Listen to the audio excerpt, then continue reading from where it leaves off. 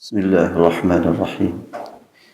Alhamdulillahi rabbil alamin wassalatu wassalamu ala asyrafil anbiya sayyidil mursalin imamil muttaqin habibina wa syafi'ina maulana Muhammadin wa ala alihi wa ashabihi wa man ittaba'ahu ila yaumiddin. Hamba-hamba Allah, assalamualaikum warahmatullahi wabarakatuh. Rabbi shrah li sadri wa yassir li amri wahlul 'uqdatam min lisani yafqahu qawli. Maha suci Allah Subhanahu wa taala yang melimpahkan kepada kita tambahan rahmat, tambahan nikmat. Nikmat yang paling utama selama di dunia adalah nikmat komunikasi dengan Allah. Nikmat komunikasi dengan sumbernya kenikmatan, sumbernya kemuliaan, keagungan.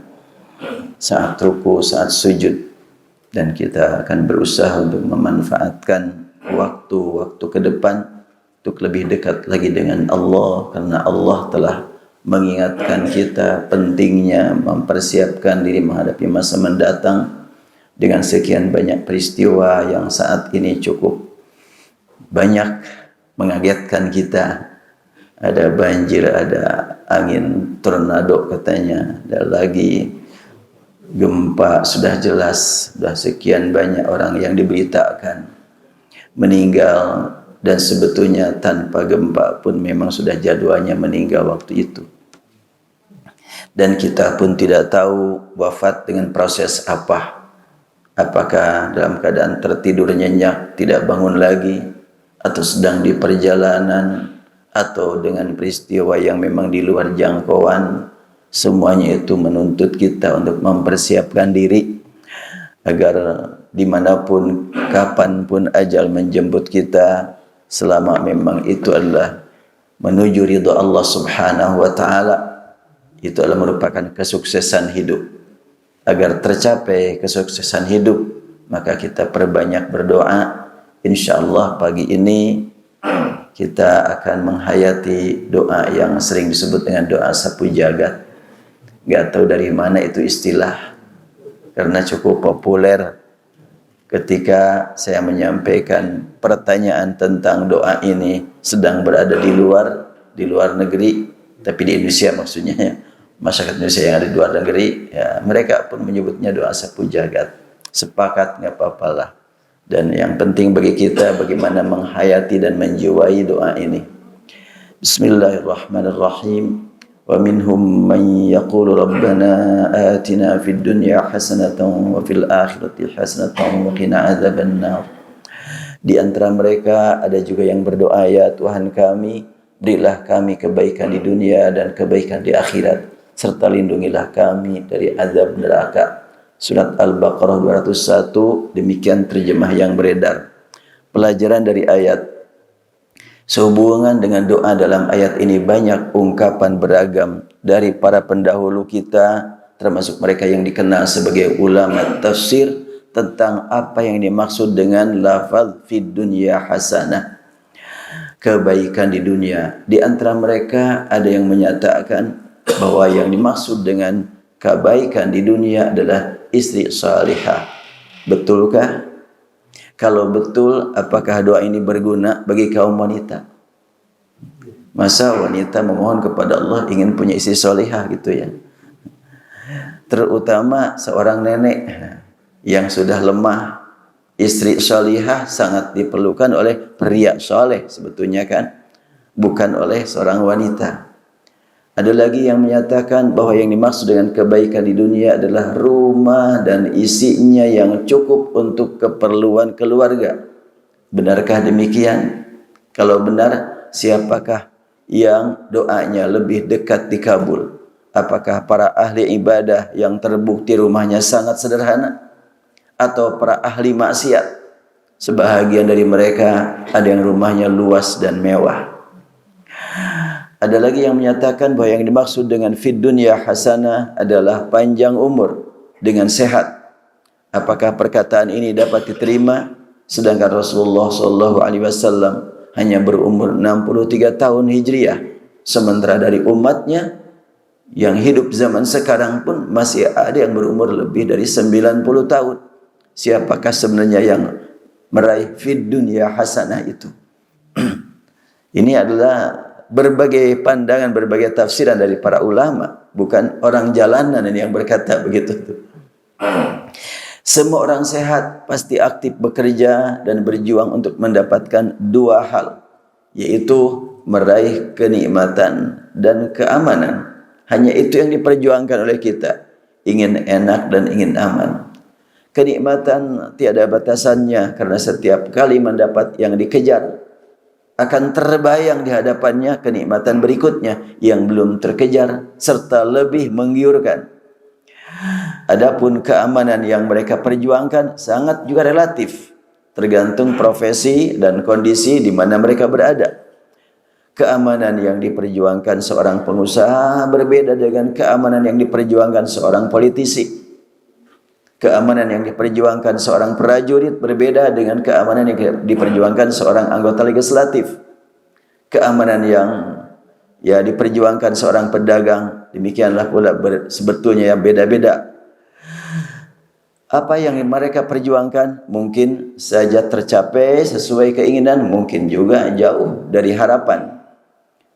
Aman dari apakah sebenarnya yang diperjuangkan orang beriman? Tadi adalah mau pejuang, prajurit, pedagang, pengusaha, yang paling penting keimanan ada pada diri mereka. Di samping umpamanya pedagang ingin aman dagangannya dari dari bangkrut, tetapi kalau keimanan ada pada diri mereka, ada yang lebih diperjuangkan. Apa yang mereka perjuangkan? Setiap perjuangan yang dilakukan dengan ikhlas, hanya mencari ridha Allah, pasti akan mendapat manfaat yang tak terhingga. Karena Allah Maha Adil. Dia selalu memperhatikan hambanya yang berjuang. Apa yang Allah berikan kepada hambanya adalah pasti yang terbaik baginya, meski tidak diharapkannya. Karena tidak semua yang dia perlukan, dia ketahui. Dan tidak semua yang dia inginkan, itu keperluan. Bagi kita kan begitu ya. Ada yang kita perjuangkan, ingin ini, ternyata tidak tercapai. Sedangkan yang tidak kita perjuangkan, Allah berikan kepada kita. Maka kita tingkatkan husnudzan kepada Allah. Baik sangka kepada Allah subhanahu wa ta'ala. Termasuk sekian banyak peristiwa terjadi di mana-mana. Bagi orang yang beriman di sana, itu adalah pemberian dari Allah buat mereka. Tapi bagi yang tidak beriman, ya wallahu alam apa tujuan Allah turunkan gempa, Allah turunkan puting beliung, Allah turunkan banjir. Apa yang Allah kehendaki kita tidak tahu. Bagi orang yang beriman, paling tidak mendengar peristiwa di mana-mana mengingatkan kita untuk meningkatkan persiapan menghadapi kematian yang pasti akan tiba, dijauhi ataupun tidak dijauhi, pasti akan mendapatkan diri kita. Ainama takunu yudrikumul maut walau kuntum fi burujim musyayyadah. Di mana saja kamu berada, mati pasti akan menjumpai, walaupun kamu sedang berada di dalam mahligai yang kokoh kuat. Saya dapat berita dari salah seorang orang Amerika asli yang pernah ke Bandung. Saya ngobrol dengan beliau di Masjid Istiqomah. Mungkin ada yang pernah tahu juga. Namanya, aduh lupa laginya. Dia adalah seorang militer. Dia seorang pilot militer di Amerika, kemudian pernah kerja di Saudi. Dia berkata, di Amerika telah dibangun komplek perumahan di bawah gunung batu. Gunung batunya bukan batu sembarangan, tapi batu granit. Menuju ke komplek tersebut, pintu gerbangnya dibuat dari besi setebal 3 meter. Lebarnya 6 meter, tingginya 3 meter, tapi tertanam ke dalam 3 meter. Jadi 6 kali 6 kali 3 besi. 6 kali 6 kali 3 meter. Berarti berapa meter kubik tuh? Luar biasa. Beratnya adalah 36 ton. Besinya, pintunya.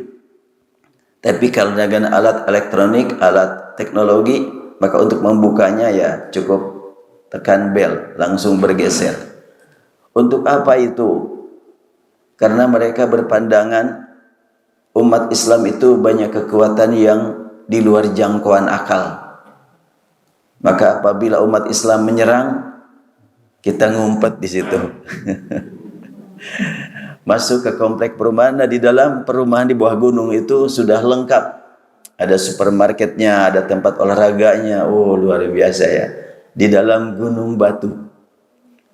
Tetapi tentunya kalau umat Islam tidak bisa masuk, malaikat mah bisa masuk. Gak mungkin kita melarikan diri dari malakul maut. Ya, itulah keyakinan mereka terhadap umat Islam. Di samping memang ada kekuatan yang terlihat dan terukur, mereka meyakini ada kekuatan yang tidak terlihat dan yang tidak terukur. Kematian pasti akan menemui kita. Aina ma takunu yudrikumul maut walau kuntum fi burujim musyayyadah. Masuk ke dalam komplek perumahan dibuat dari batu, tetap saja akan ditemui oleh kematian.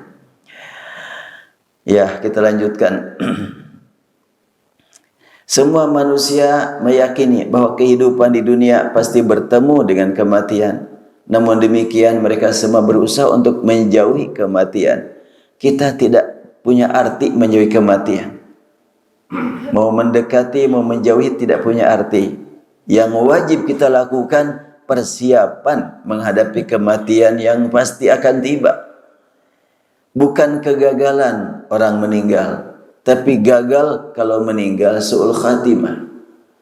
Orang meninggal tetapi husnul khatimah, itulah kesuksesan. Bahkan para pendahulu kita dari kalangan para mujahid, para sahabat, mereka justru berjuang setiap kali ada kesempatan untuk berperang. Ini kesempatan untuk mencari husnul khatimah. Ayo kita berperang. Apabila kembali, berarti mereka diberi oleh Allah kesempatan meningkatkan persiapan menghadapi masa mendatang. Bila tidak kembali, mati di medan juang, berarti dipercepat oleh Allah untuk istirahat. Maka kita pun tentu ingat kepada mati, sangat penting dapat mengantarkan kita untuk meningkatkan aktivitas. Realita membuktikan bahwa sikap manusia terhadap masalah kematian terdiri dari beberapa kelompok. Antara lain, kelompok yang memandang kematian sebagai akhir kehidupan. Dari kelompok ini terdengar banyak orang yang bunuh diri akibat frustasi.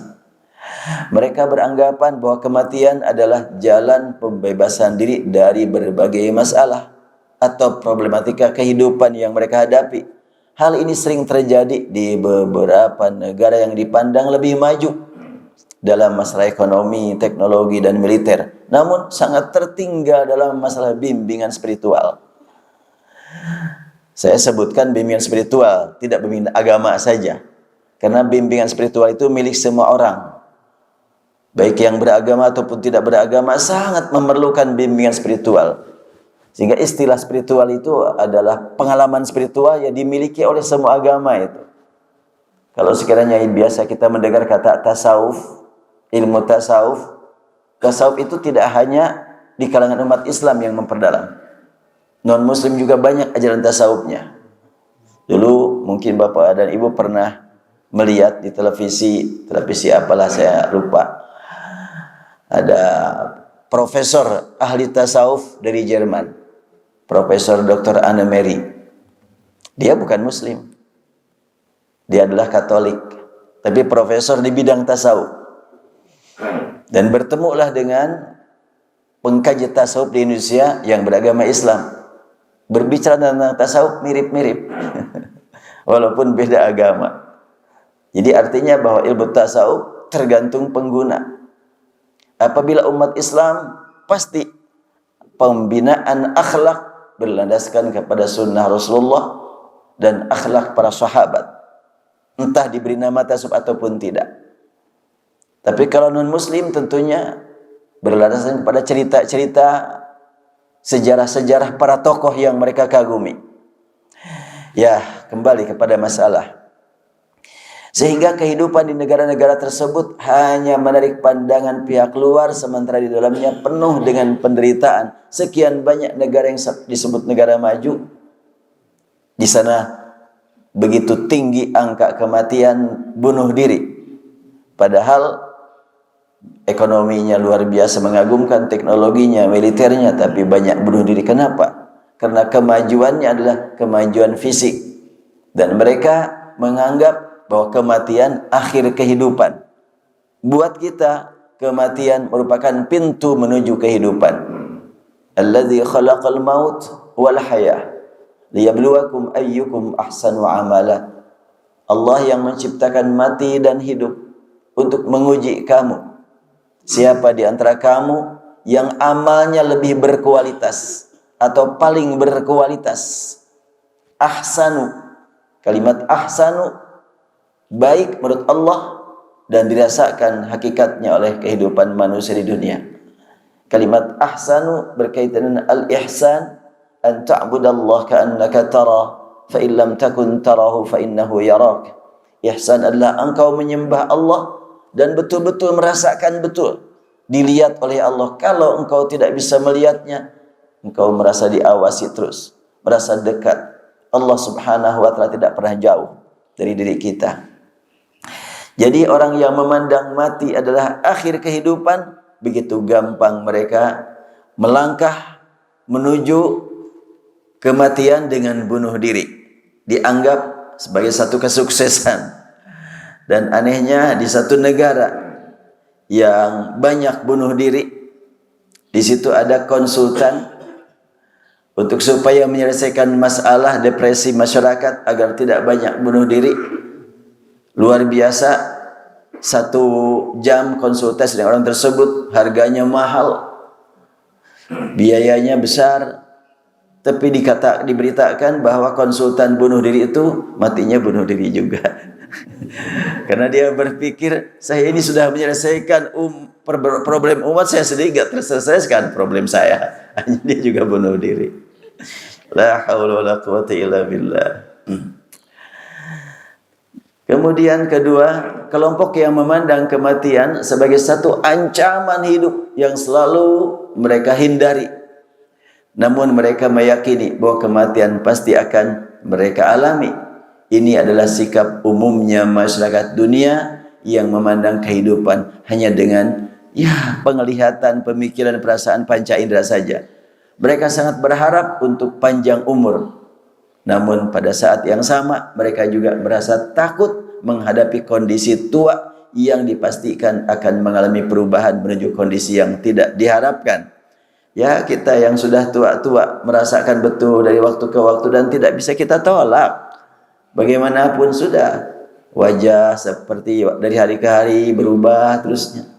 Mungkin ibu-ibu yang sudah 70 tahunan lihat foto baheula 17 tahun bagaimana anak.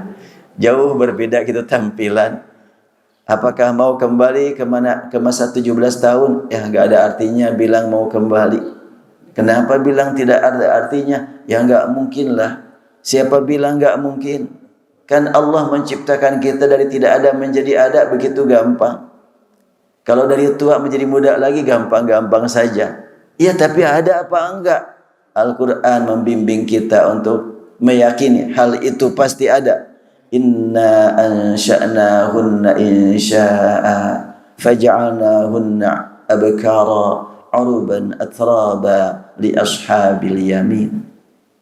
Kami jadikan wanita-wanita itu dengan tampilan yang sempurna, gadis lagi, waktu wafat usia 90 tahun, husnul khatimah, masuk surga, tampilnya jadi 17 tahun lagi.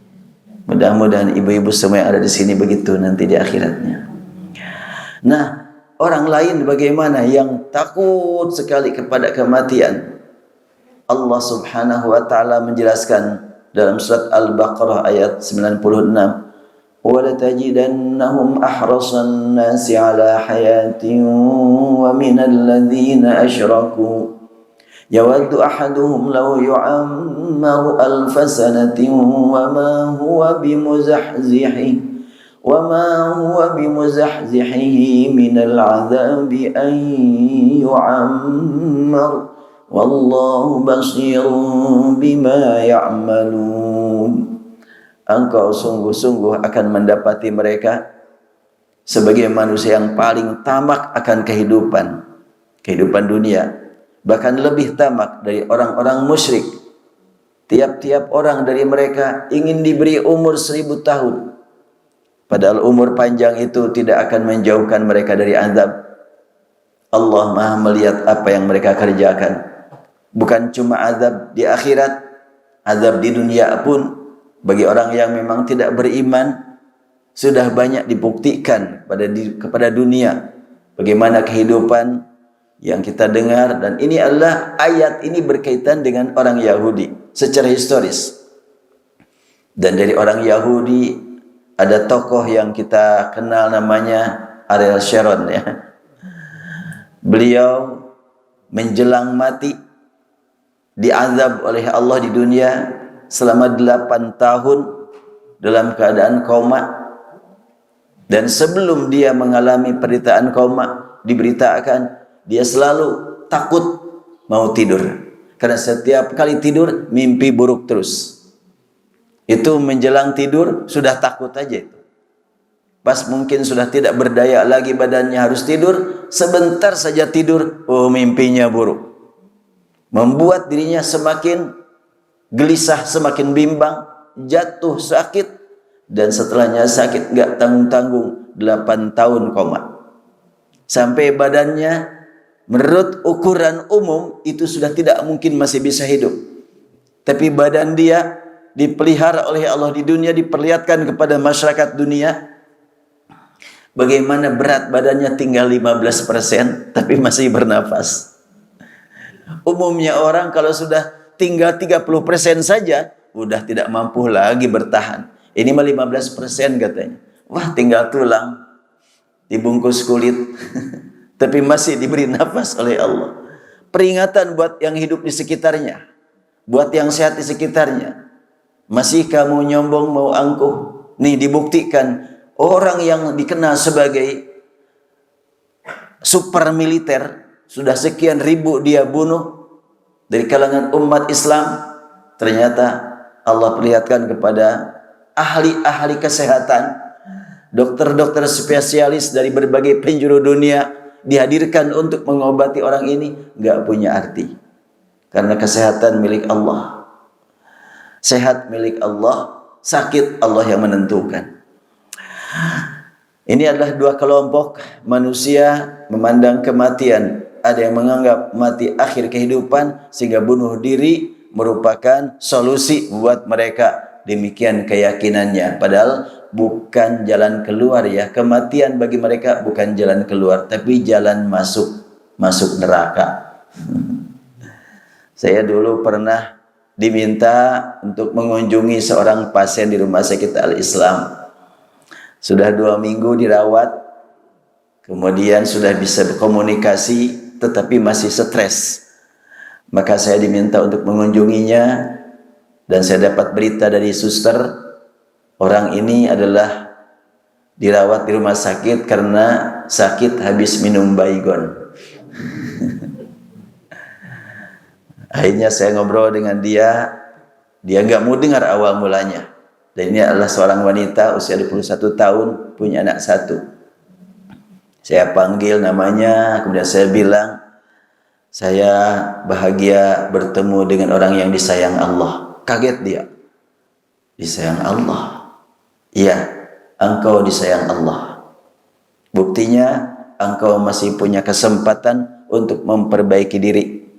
Setelahnya punya tekad yang buruk, yaitu bunuh diri dengan minum Baygon. Saya cerita panjang tentang hakikat kesayangan Allah. Sampai dia akhirnya mau melihat saya dan bertanya, apakah mungkin saya bisa memperbaiki diri? Apakah mungkin Allah memberi jalan kepada saya untuk bisa memperbaiki diri? Saya bilang, alhamdulillah Anda masih menyebut nama Allah. Jalan ini terbuka, pintu terbuka untuk bertaubat, untuk memperbaiki diri. Apakah mungkin Allah mengampuni dosa saya? Akhirnya saya sampaikan kisah orang yang pernah membunuh 99 orang tambah 1. Sampaikan kisah kepada dia. Dan ini adalah sabda Rasulullah. Orang pembunuh bayaran, sudah 99 orang dia bunuh. Dia berpikir, apakah saya mungkin diampuni kalau saya bertobat? Udahlah, saya mau cari seorang ahli agama. Ditemukanlah seorang ahli agama dan bertanya, mungkinkah saya bisa diterima taubat saya kalau saya bertobat? Emang kenapa? Dosa apa kamu? Saya pembunuh bayaran, sudah 99 orang sudah saya bunuh. 99 orang kau bunuh, bagaimana mungkin taubat kamu diterima? Keterlaluan kamu. Begitu ya. Baiklah kalau gitu, saya lengkapi aja 100. Maka orang yang di depannya langsung dibunuhnya, matilah sudah. Jadi 100. Setelah itu dia berpikir lagi, iya gitu. Saya dengar-dengar dari Majelis Taklim Baitul Mukmin, ampunan Allah lebih luas daripada semua dosa manusia, seberat bagaimanapun dosanya. Saya mau nyari lagi lah Ustaz. Saya harus ke Baitul Mukmin ini. Maka akhirnya dicarilah seorang ustaz. Maka bertemu sampai ditanya, mungkinkah kalau saya bertaubat Allah mengampuni dosa saya? Emang dosa apa? Saya sudah membunuh 100 orang. Jangan ragu, jangan putus asa. Innallaha yaghfirudz dzunuba jami'a innahu huwal ghafurur rahim. Bertaubatlah segera mumpung masih ada waktu. Jadi saya mungkin diampuni oleh Allah. Kenapa enggak? Allah berfirman, ya ibadiyalladzina asrafu ala anfusihim la taqnatu min rahmatillah innallaha yaghfirudz dzunuba jami'a innahu huwal ghafurur rahim. Wahai hamba-hambaku yang telah melampaui batas, jangan kecil hati, jangan putus asa, segera bertaubat. Sungguh Allah Maha Pengampun, mengampuni semua dosa. Oh gitu, baiklah kalau gitu saya ingin bertaubat. Gimana caranya saya supaya mendapatkan ampunan dan tidak terbawa lagi oleh nafsu membunuh orang lagi? Pokoknya kalau pusing, gatal tangan itu membunuh orang terus. Udah, kamu pergi ke sana, di sana ada pesantren. Langsung dia berangkat jalan terus menuju alamat yang ditunjukkan. Maklum pada waktu itu belum ada kendaraan yang seperti kita kenal saat ini. Jalan, di perjalanan dia capek sampai sakit, sampai dia tidak berdaya, tidak bisa berjalan. Dia langsung tergeletak di jalanan sampai meninggal di situ. Setelahnya meninggal, malaikat dari surga datang untuk mengambilnya dibawa ke surga. Malaikat neraka datang juga untuk mengambilnya untuk dibawa ke neraka. Di situ berdialog, berdebat dua malaikat. Datang malaikat ketiga diutus oleh Allah untuk mendamaikan dua malaikat yang diskusi. Sampai akhirnya ceritanya singkat cerita, diukurlah kemana jarak yang lebih dekat orang ini, ke tempat taubat atau ke tempat maksiat. Disepakati bertiga, yuk kalau kita dekat, kalau kita temukan orang yang lebih dekat ke tempat maksiat, nyatakan ahli neraka. Lebih dekat ke tempat taat, nyatakan ahli surga. Pas diukur, ternyata lebih dekat ke tempat taat, hanya beda 1 hasta saja. Akhirnya dia termasuk ahli surga. Alhamdulillah, kita dengan kisah ini, walaupun banyak salah, banyak dosa, tidak boleh kecil hati, tidak boleh putus asa. Tetap kita berharap kepada Allah Subhanahu wa ta'ala. Urusan panjang umur nggak ada masalah kalau Allah berikan kepada kita, selama Allah berikan kepada kita sehat dan semangat beramal. Walaupun mungkin tampilan ya sesuai dengan bawaan manusia, walaupun sudah panjang usianya, kalau Allah berikan sehat-sehat saja. Nabi Nuh usia 1000 tahun masih berdakwah. Wow, luar biasanya. Usia 1000 tahun masih berdakwah Nabi Nuh. Sekarang mana ada yang usia 200 tahun masih berdakwah? Orangnya juga nggak ada 200 tahun. Nabi Nuh itu kan, walaqad arsalna Nuhan ila qaumi falabitha fihim alfasanatin illa khamsina aman. Sungguh telah kami utus Nuh untuk berdakwah, mengajak kaum menuju ridha Allah, menuju tauhid. Dan beliau hidup bersama kaumnya 1000 tahun kurang 50 tahun. Apa maksudnya? Ini soalnya sudah saya bahas di sini, tapi belum nyambung ya. Ini barangkali. Ini yang pernah saya sampaikan. Sekarang saya sedang menulis buku doa dan ternyata panjang ini buku doa ini. Buku doa, kumpulan doa dari Al-Quran. Ini antara lain tentang doa sapu jagat ini.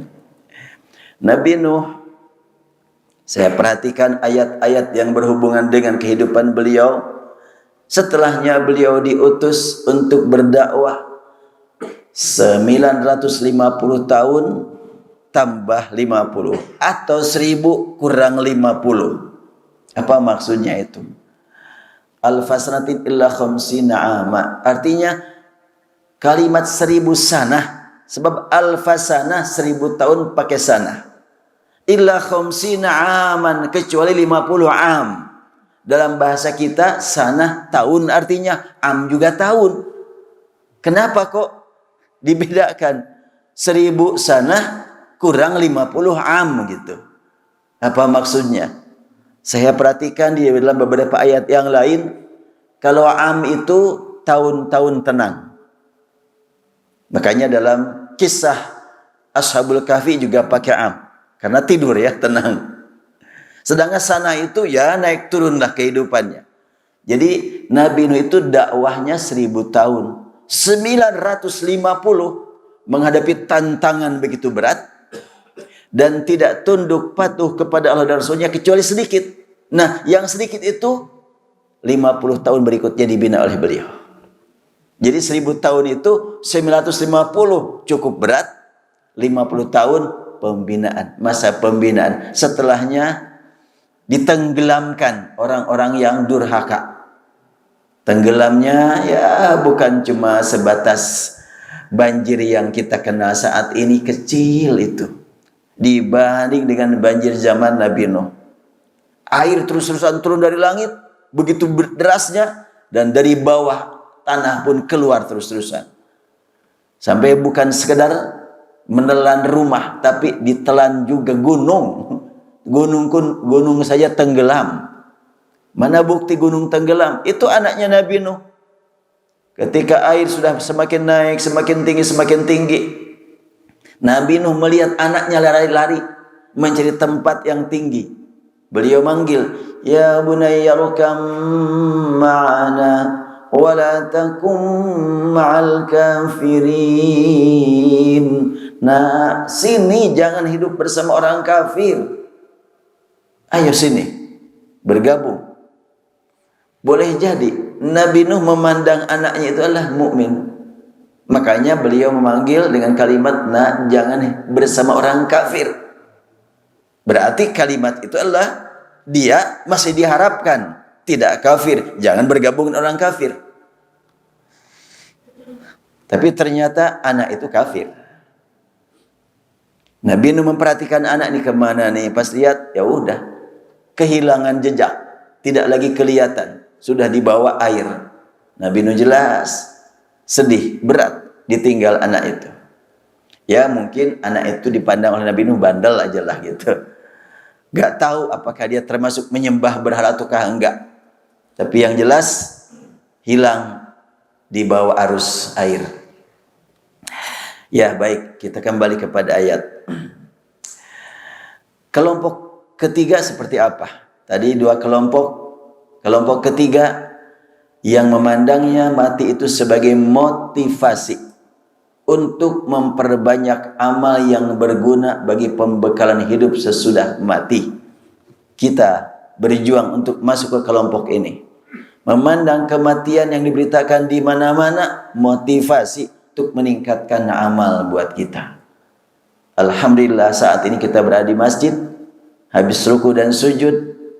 Mudah-mudahan ini termasuk dicatat di hadapan Allah sebagai upaya pembekalan diri buat masa mendatang yang tidak akan hilang, akan terpelihara, terbawa sampai ke kuburan. Inilah sikap orang beriman. Mereka meyakini bahwa kematian masing-masing telah ditentukan waktunya. Jadi kalau diberitakan di Cianjur sekian ratus meninggal, menurut pembahasan media dan juga para pembicara, itu meninggal karena gempa, karena longsor. Sebagai orang yang beriman, dirubah kalimatnya. Mereka meninggal melalui proses gempa dan longsor dan banjir. Proses itu, bukan penyebab. Prosesnya. Kalau penyebabnya, emang sudah tiba waktunya. Dan yang meninggal pada waktu ada yang meninggal di Cianjur sekian ratus, di tempat yang lain ribuan kok meninggal. Setiap hari kan yang meninggal ribuan ya. Cuma tidak diberitakan karena mungkin meninggal dalam keadaan sakit, meninggal dalam keadaan ya biasa-biasa saja prosesnya. Pas ada gempa disebut-sebutlah karena gempa.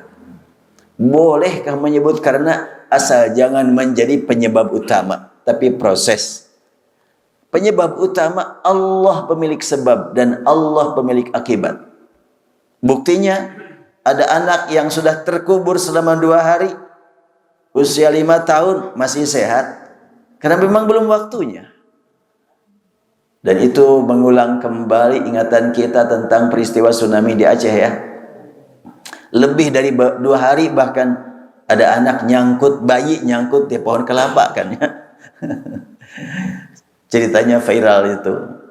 Nyangkut di pohon kelapa, terbawa oleh arus air, ternyata masih hidup. Allahu Akbar, kuasa Allah Subhanahu wa taala. Maka bagi kita tentunya peristiwa dari waktu ke waktu mengingatkan kita segera persiapkan menghadapi kematian kapanpun tiba, dimanapun engkau berada. Yang penting sudah punya bekal untuk menghadapi kehidupan sesudah mati. Alladzi khalaqal maut wal hayah. Karena Allah menciptakan mati dan hidup. Mati dulu baru hidup, bukan hidup baru mati. Tadi kelompok pertama memandang adalah hidup nanti mati, selesai, sudah, gak ada masalah. Kelompok kedua, pokoknya takut, jangan dulu mati, ujung-ujungnya mati juga. Bahkan orang yang takut mati itu adalah sudah stres duluan itu. Mau panjang umur, nanti ngerepotin cucu lagi. Mati sekarang juga nggak mau, udah repot saja sudah. Tapi bagi orang yang beriman, kapanpun, dimanapun kematian menjemput kita, yang penting husnul khatimah. Doanya sudah dibagikan belum? Yang sudah dikirim? Belum ya? Berarti sudah dikirimkan kepada salah seorang oleh Ujang, sudah dikirimkan kepada siapa-siapa itu yang menerima itu. Baik, saya lanjutkan. Telah ditentukan waktunya, karena itu kapanpun ajal tiba, maka yang sangat mereka harapkan adalah bagaimana cara mendapatinya sebagai pintu masuk surga. Saat ini kita harus berjuang. Kapan mati menjemput kita, perjuangan kita bukan tidak mati, tapi bagaimana agar kematian tersebut menjadi pintu menuju surga. Itu yang paling utama buat kita, yaitu alam yang lebih indah, penuh dengan kenikmatan, jauh dari keburukan atau ancaman yang menakutkan. Semuanya tidak pernah terbayangkan saat ini. Hadis menyebutkan mala ainun ra'at wala udhunun sami'at wala khatar ala qalbi bashar. Kenikmatan surga tidak pernah dapat dibayang-bayangkan saat ini, karena tidak pernah terdengar dengan telinga saat ini, tidak pernah terlihat dengan mata saat ini, tidak pernah juga terjangkau oleh langkah kita saat ini. Karena surga nanti adalah buat semua orang yang bertakwa. Mungkin di dunianya dia adalah termasuk yang kurang fisiknya, nanti disempurnakan di akhirat. Mungkin tidak mendengar saat di dunia karena penyakitnya, tidak bisa membuat tidak bisa terdengar suara, tetapi nanti akan dapat. Ada kisah disampaikan seorang ulama dari Madinah. Di Masjid Nabawi ada orang yang tuli. Dia selalu megang mushaf Al-Quran.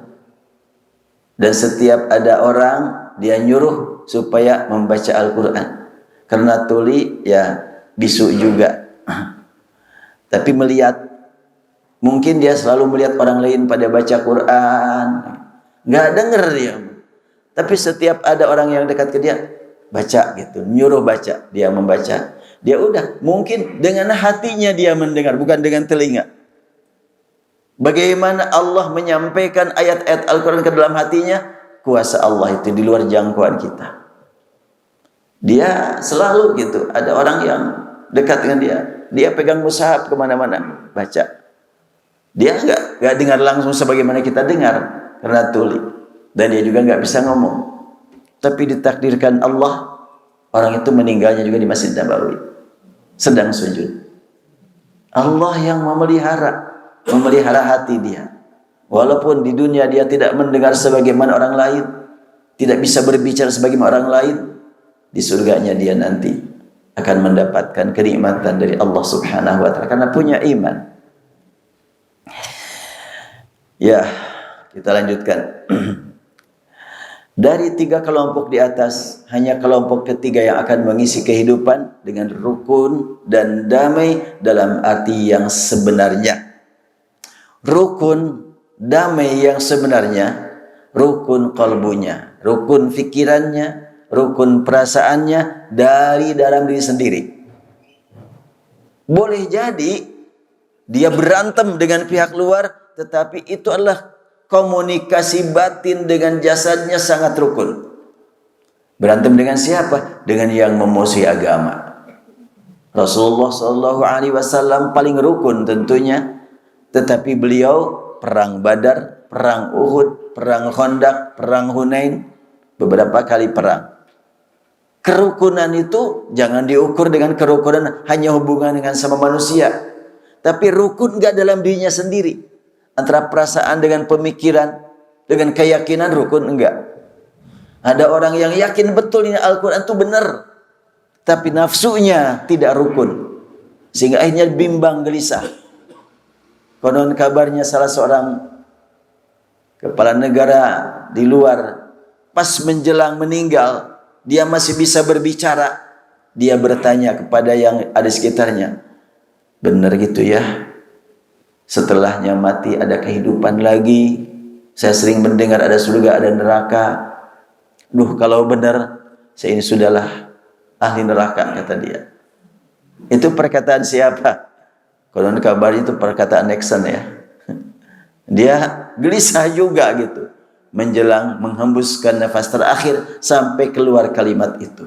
Artinya fitrah manusia, potensi manusia beriman kepada hari akhirat itu hanya terganggu oleh nafsunya. Berarti tidak rukun antara tuntutan keyakinan dengan tuntutan nafsu dan tuntutan pikiran, enggak rukun. Kita rukunkan dulu antara pemikiran, perasaan dan keyakinan. Itulah Al-Quran membimbing kita, menjadikan kalbu kita berkomunikasi dengan seluruh yang ada pada diri kita, dan nafsu pun dibimbing oleh kalbu, sehingga berbagai keinginan dunia saat ini tenang, pasti akan dicapai. Kapan? Nanti kalau sudah kita masuki pintu kematian. Yang dicita-citakan dipandang orang, kamu menghayal aja. Aku bukan menghayal, yakin akan ku capai. Ya, seperti tadi umpamanya kan, seorang ibu meninggal usia 90 tahun. Akankah dia mencapai masa muda lagi? Yakin akan mencapai. Dan bukti bahwa dia yakin, dilakukan aktivitas yang mengarah ke arah sana. Berarti ada komunikasi yang sangat intim antara pemikiran, perasaan, dan keyakinan. Kita lanjutkan. Kerukunan dan kedamaian sementara di dunia mereka lalui sebagai jalan menuju kerukunan dan kedamaian yang hakiki dan abadi di akhirat. Ada kerukunan antar sama kita. Ini adalah kerukunan perjalanan, bukan kerukunan yang hakiki, bukan tujuan. Perjalanan menuju kerukunan yang hakiki. Kedamaian saat ini di dunia, jalan menuju kedamaian yang hakiki di akhirat. Makanya damainya dunia, rukunnya dunia adalah damai sementara, rukun sementara, bahkan mungkin rukunnya damainya semu lah gitu ya, yang hakikinya nanti di akhirat. Mereka memandang orang lain adalah sebagai lapangan amal untuk meningkatkan kualitas kehidupan di hadapan Allah. Siapapun di antara kita yang hadir di sini, kita lihat ini lapangan amal. Lapangan amal bagaimana? Melihat orang lain sebagai lapangan amal dalam 3 tingkatan, yaitu sebagai atasan. Ya, saya harus memandang Bapak dan Ibu di sini dari satu segi, atasan saya.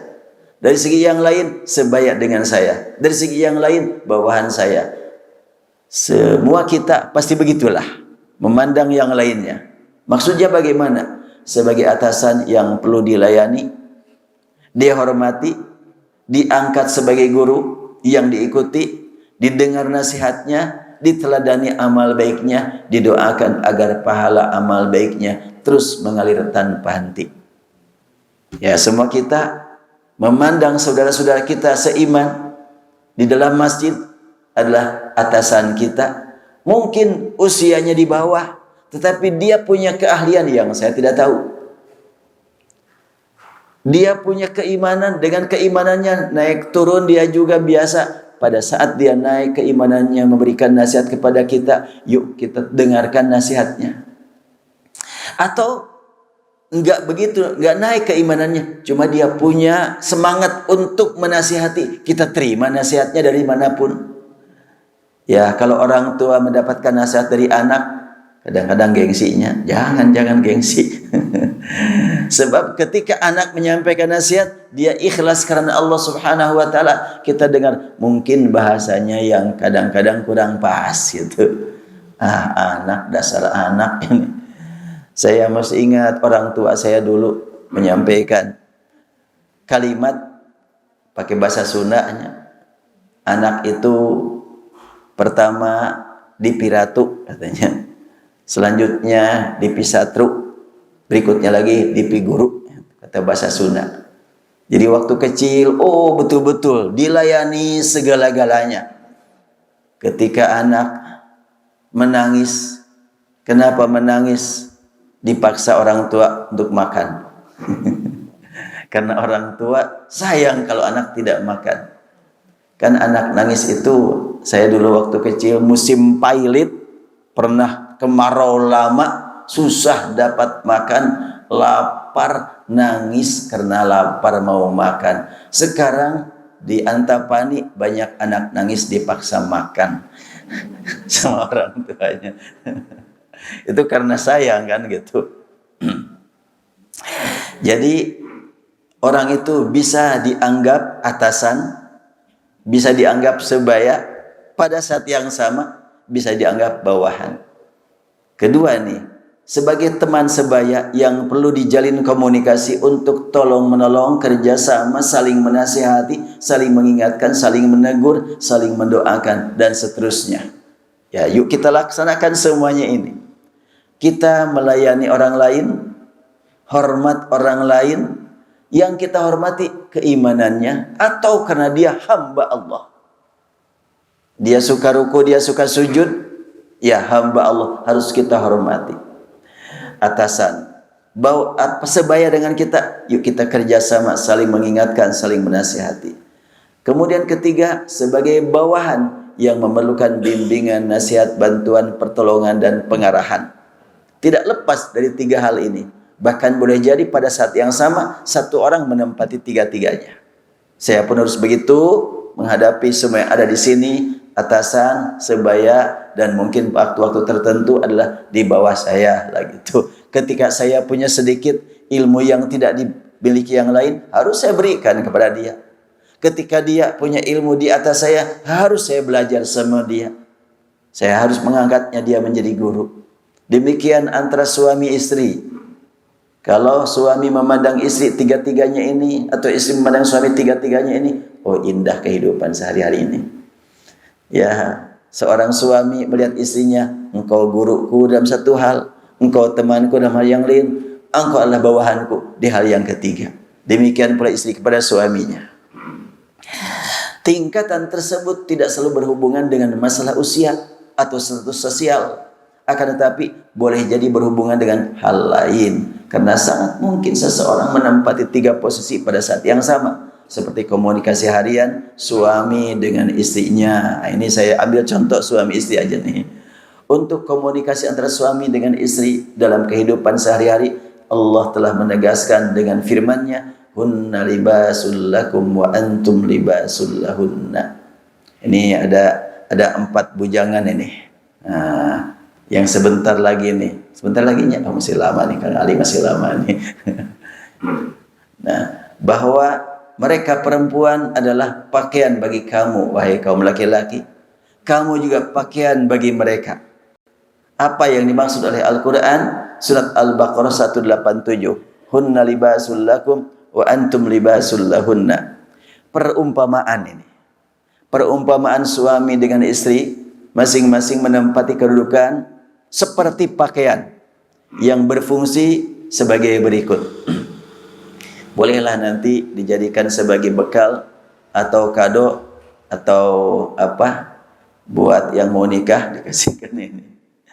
Pertama, pakaian itu apa? Pemelihara. Kan pemelihara pakaian ya. Jangan kedinginan atau jangan terbuka aurat, pemelihara. Tapi yang lebih utama, pelihara keimanannya.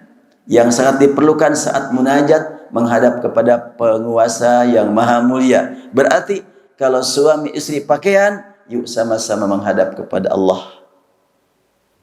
Menjadi pakaian menghadap kepada Allah Subhanahu wa taala yang menjaga keimanan.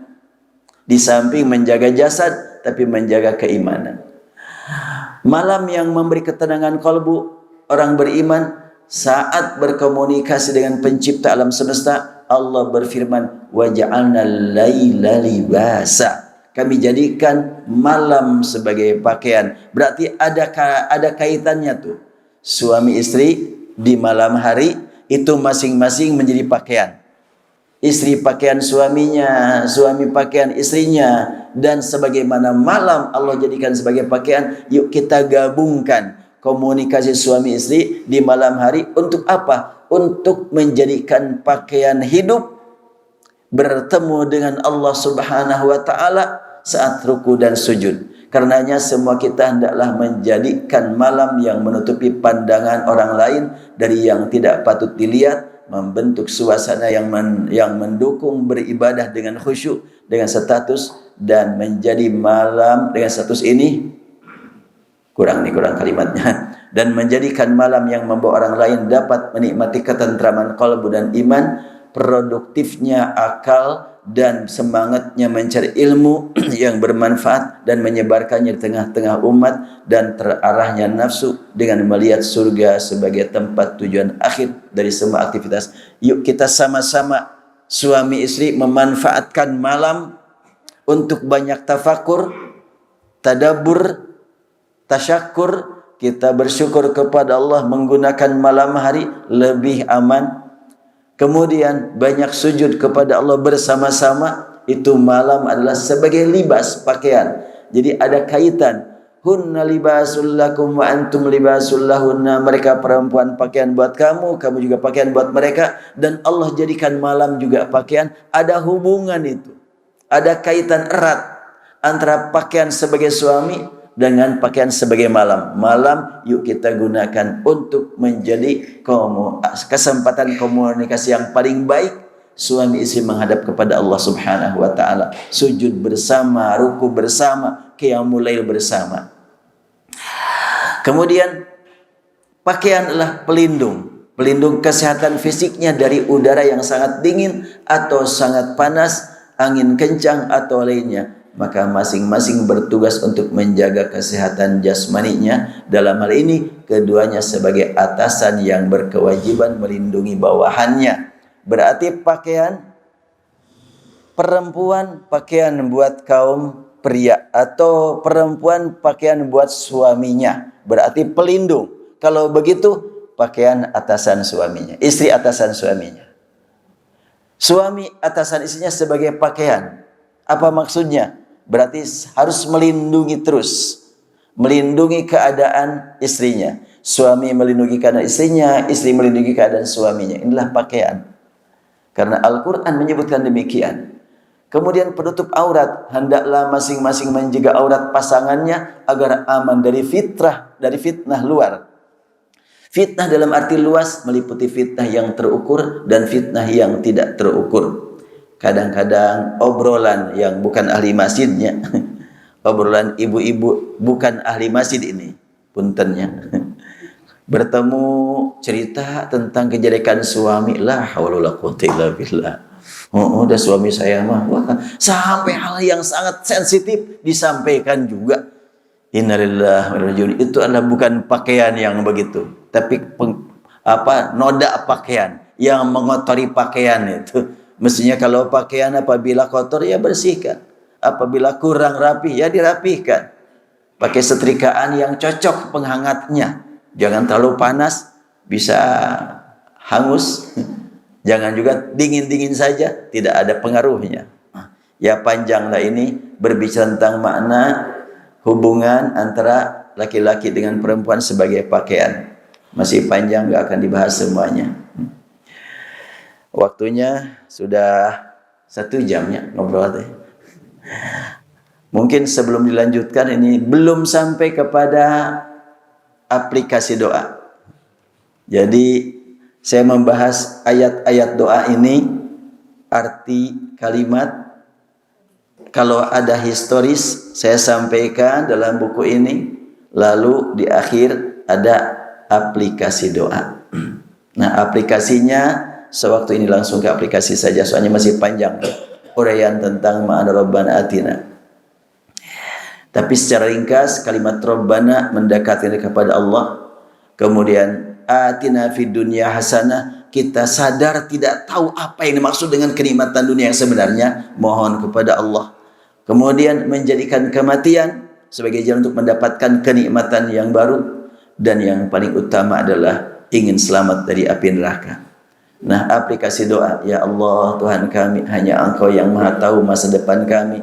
Engkau maha tahu apa yang baik dan yang buruk dalam perjalanan hidup yang akan kami lalui. Ya Allah, Engkau maha tahu apa yang tidak kami ketahui untuk kemaslahatan dan keselamatan kami. Ya Allah, sungguh banyak yang kami anggap baik padahal mesti kami jauhi, dan sungguh banyak yang mesti kami kerjakan malah justru kami jauhi. Inilah kebodohan kami. Jadi ketika kita mengatakan Rabbana atina fid dunya hasanah itu, jangan kita maksa kepada Allah, mendikte Allah gitunya. Pokoknya ya Allah aku mah ingin ini berikan kepada aku, ini kenikmatan dunia. Enggak begitu. Tetapi justru kalimat atina fid dunya hasanah, Engkau maha tahu apa yang baik buat aku, buat kami. Hanya kepada Engkau kami memohon. Ya Allah, karena kebodohan ini betapa banyak aktivitas yang tidak berguna namun telah menguras waktu yang tidak mungkin dapat ditebus atau diulang. Ya Allah, sungguh kami sering berpikir tanpa melahirkan hasil yang berarti, bahkan terkadang menghayal yang mengundang datangnya bisikan setan yang mengganggu amal. Ya Allah, waktu terus berlalu, usia semakin tua, kesempatan beramal semakin berkurang, sementara dosa kami semakin bertambah.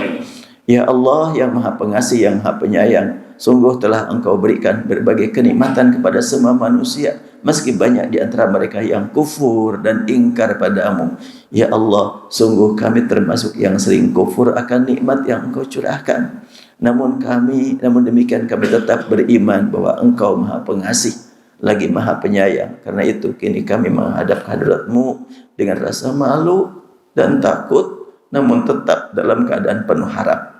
Kini kami menghadap kehadirat-Mu ya Allah dengan berselimut dosa dan noda, penuh harap hanya padamu, karena tiada kuasa yang mengampuni, tiada yang kuasa mengampuni semua dosa kami selain Engkau. Ya Allah, sungguh Engkau maha kuasa memberi kami bimbingan dalam segala aspek kehidupan. Maka bimbinglah kami agar mampu memperbaiki diri dari kehidupan masa lalu dengan melakukan perubahan dan perbaikan menuju ridha-Mu. Ya Allah, berilah kami hidayah dalam menghadapi kenyataan hidup ini dengan ketenangan hati, ketentraman jiwa, berlandaskan iman yang mendorong kami untuk banyak beramal yang berguna bagi kami dan umat secara keseluruhan.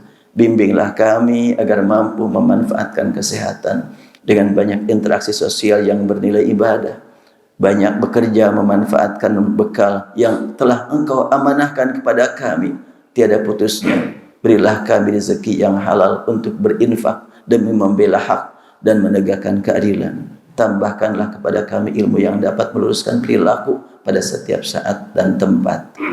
Ya Allah, perjalanan hidup yang Engkau tetapkan bagi kami tiada akhirnya. Kematian yang pasti kami lalui adalah pintu masuk menuju kehidupan abadi. Ya Allah, kami beriman bahwa untuk kehidupan masa depan telah Engkau sediakan surga bagi orang yang Engkau ridai, dan telah Engkau sediakan neraka atas orang yang Engkau murkai. Ya Allah, kami sangat takut akan murka-Mu. Kami sangat takut tidak mendapatkan ampunan-Mu. Kini kami menghadap kepadamu, memohon perlindungan di bawah naungan ampunan dan rahmat-Mu, agar Engkau jauhkan kami dari siksa-Mu. Inilah penghayatan doa sapu jagat ya, yang mungkin oleh Bapak dan Ibu silahkan diperpanjang lagi, diperdalam lagi. Wallahu alam. Dicukupkan dulu materinya. Mangga kalau ada yang mau ditanyakan. Kalau ada, kalau tidak ada ya alhamdulillah, sudah tinggal diamalkan saja bersama. Baik, kalau tidak ada kita akhiri saja, dan insya Allah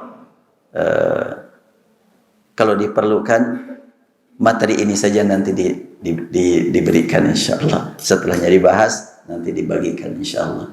Jadi kita membahas dulu baru dibagikannya. Mudah-mudahan menjadi pegangan.